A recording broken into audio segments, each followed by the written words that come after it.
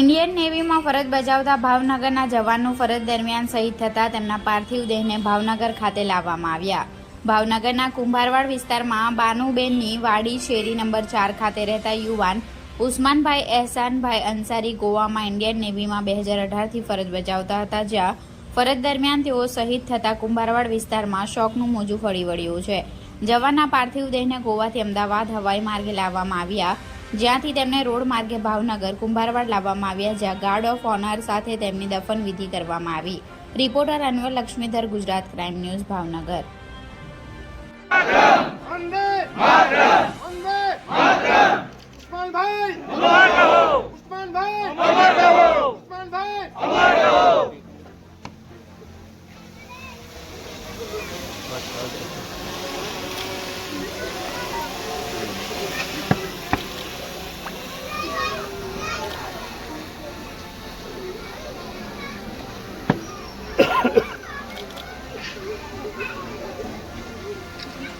भारत माता की जय, भारत माता की जय।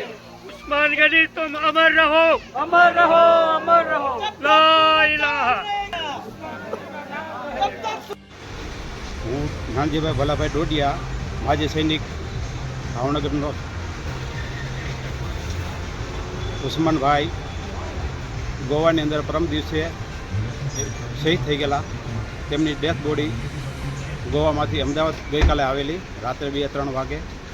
ત્યાંથી આજ 9 વાગે ભાવનગર મુકામે આવી. ભાવનગર મુકામે તેમના પરિવારજનો, આપણા કુંભારવાડામાં મામલતદાર અને નગરસેવક અને અમારા માજી સૈનિકની ટીમ તથા ડીવીઓની ટીમ આ સબ આવીને અમે અમારું રીત ચડાવી અને ફૂલથી સન્માનિત કરેલ. અને આખરમાં અમે તેમના શમશાન સુધી જઈને તેને અવગત કરી.